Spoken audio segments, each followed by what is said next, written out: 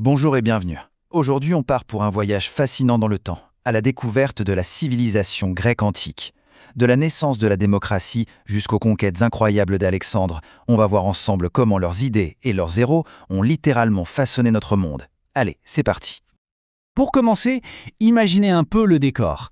Une terre magnifique, comme ça, parsemée d'îles, pleine de montagnes, le tout baigné par une mer d'un bleu profond, la Méditerranée.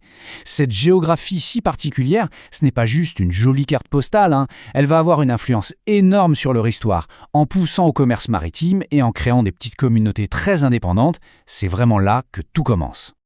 Première étape de notre récit, la naissance dans la mer. Notre histoire débute il y a à peu près 4000 ans, aux toutes premières origines de cette civilisation qui allait, sans le savoir encore, changer la face du monde. Alors, il faut tout de suite chasser une idée reçue. La Grèce antique, ce n'était pas un seul grand pays unifié. Pas du tout. C'était plutôt une sorte de mosaïque de villes indépendantes. Mais alors, qu'est-ce qui les reliait? Eh bien, un ciment culturel très puissant. Ils parlaient tous la même langue, le grec, et ils partageaient les mêmes croyances avec des dieux comme Zeus, qui régnait tout en haut du mont Olympe. Et ça nous amène à un concept absolument central, la fameuse cité-État. Il faut s'imaginer que chaque grande ville était comme un mini-pays. Chacune avait son propre gouvernement, ses propres lois, sa propre armée. Et parmi toutes ces cités, il y avait deux superstars, deux poids lourds qui se tiraient la bourre. Athènes, la ville des savants, et Sparte, la cité des guerriers. Mais attention, ces cités-États ne sont pas sorties de nulle part. Elles sont les héritières de civilisations encore plus anciennes. Il y a d'abord eu les Minoens, puis les Mycéniens. Ce sont eux qui ont posé les fondations. Comme toujours en histoire, on construit sur les ruines du passé. On passe à la deuxième partie, l'âge d'or grec. Là, on entre dans la période la plus brillante, vraiment l'apogée de cette civilisation. Ça commence aux alentours de 500 avant notre ère. C'est sans doute l'une des plus grandes rivalités de toute l'histoire. D'un côté, on a Athènes, la cité du savoir, de la philosophie, des arts, des grandes idées. Et de l'autre, Sparte, la cité des soldats, entièrement tournée vers la force physique, une discipline de fer et l'entraînement militaire dès le plus jeune âge. C'était un peu le cerveau contre les muscles de la Grèce. Le plus grand cadeau qu'Athènes nous ait laissé, c'est bien sûr une invention monumentale, la démocratie. Le mot veut tout dire. Le pouvoir au peuple.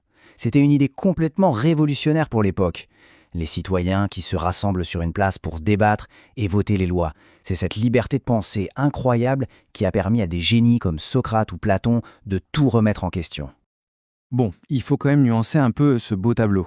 La démocratie à Athènes, ce n'est pas pour tout le monde, loin de là. En fait, la citoyenneté, c'était un club très très fermé. Il fallait être un homme, libre et adulte.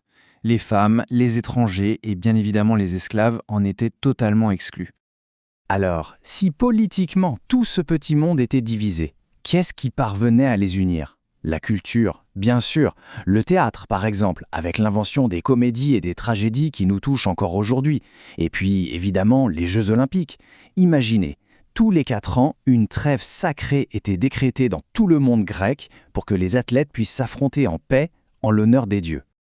Troisième partie, l'histoire va prendre un virage à 180 degrés avec l'arrivée d'une figure absolument légendaire, un homme qui va dynamiter les frontières du monde connu, Alexandre le Grand.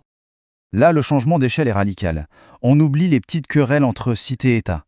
On passe à la construction d'un empire gigantesque. Et tout ça, c'est l'œuvre d'un seul homme, de sa vision et de son ambition démesurée. Regardez un peu l'étendue de ses conquêtes, c'est juste stupéfiant. En à peine plus de 10 ans, ce génie militaire a mené ses armées de la Grèce jusqu'en Égypte, il a fait tomber le colossal empire perse et il a poussé ses soldats jusqu'aux portes de l'Inde. Il a littéralement redessiné la carte du monde de l'époque.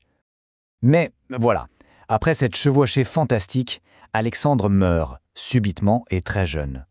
Son immense empire ne lui survit pas. Il se fracture, ses généraux se le partagent et créent leur propre royaume. Et pourtant, son héritage le plus important n'est pas politique, il est culturel.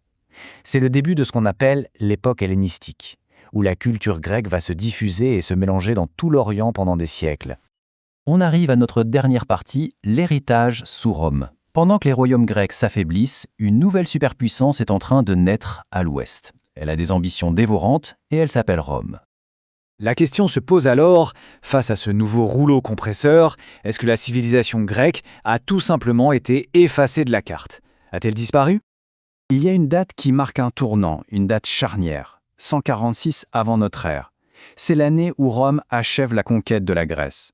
C'est officiellement la fin de l'indépendance politique pour les cités grecques. Mais, et c'est ça qui est absolument fascinant, ce ne fut pas une fin, ce fut une transformation. Les Romains étaient des conquérants militaires, c'est sûr, mais ils étaient aussi d'immenses admirateurs de la culture grecque. Ils ne l'ont pas détruite, au contraire, ils l'ont absorbée. Ils ont adopté son art, sa philosophie, sa science, et ils en ont fait le cœur de leur propre civilisation. De la démocratie à la philosophie, du théâtre à l'architecture, l'héritage de la Grèce est absolument partout autour de nous.